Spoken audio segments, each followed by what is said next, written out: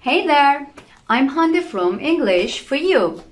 In today's video, I'm gonna help you to break some habits. Yes, that's about your word choices. There are so many ways, intelligent and creative ways of expressing your ideas in English. But in fact, you can be a little lazy at times with your choices. Unfortunately, you stick same words and expressions. Today, we're gonna recognize that we can replace some dull and boring English words with better ones. We're gonna break the molds and we are gonna be focused on upgrading your vocabulary. We all have some habits, don't we? We get stuck them cause they just become familiar and easy. Maybe we don't wanna dig deep as our brain isn't programmed to do it. And it always chooses the easy feed. Yeah, I see. You can communicate your message with basic English vocabulary, right? But there's gonna come a time when you notice that actually you're just using the same words again and again. To be impressive and to influence people around you, you have to expand your vocabulary. I want to start with some adjectives, as one surefire way to activate your vocabulary is to use better adjectives. I mean better descriptive words in your sentences. You ready? Let's start then. What you have to do at first is to stop using the word very. Cause you tend to use those dull and boring adjectives with this word. Very happy, very rich, very sad. It goes on like that.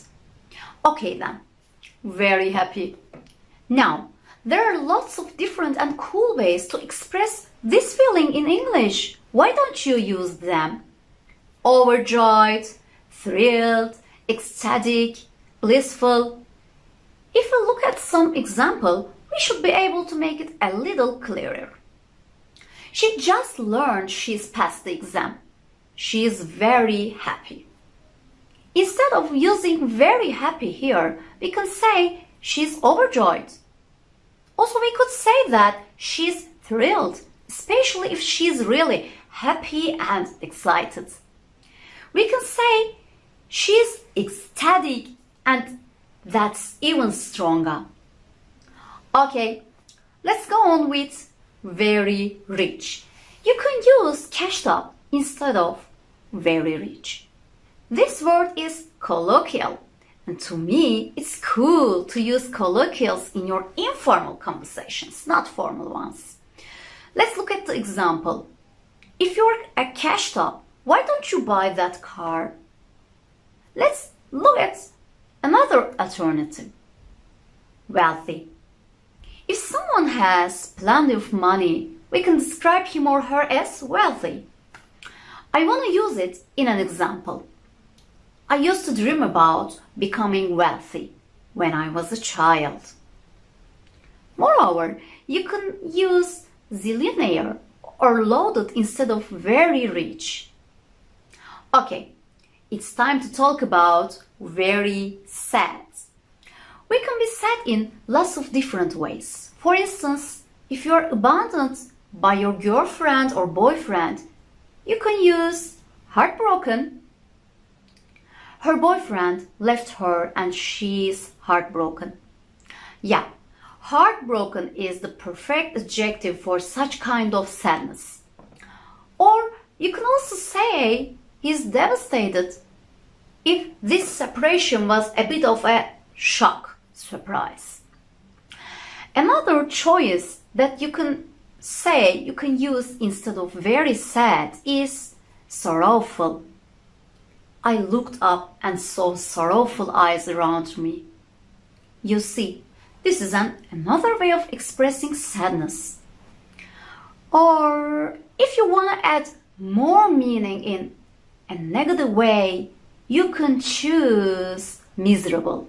Yes, we may say say that this word is an overwhelming feeling of sadness. I've been miserable without you because I'm in love with you. Yes, a sentence from a love story. Let's look at a different example. My sister looked very sad. She had been confident she would be the winner, but then she came sixth in the competition. She looked dejected. She was unhappy because she wasn't expecting such kind of a result. Or she looked unhappy, disappointed. I know you may be thinking of that. There are so many alternatives. Yes, there are. And if you practice it and become conscious of your word choices, both in writing and speaking, you're gonna make it. That's the point. Be conscious. Okay, let's look at the last word of this video. Very scared. If you are scared of something or someone, you're frightened of them. Let's go over our example. The students on the bus must have been very scared when the accident happened. Why don't we change our so-called expression? Okay, the students on the bus must have been petrified when the accident happened. Or you can say that the students on the bus must have been terrified when the accident happened. What about scared stiff? If you add stiff, you add more meaning without saying very. Yes. Oh, the time flies again. I can't stop myself from talking. Maybe next time, right?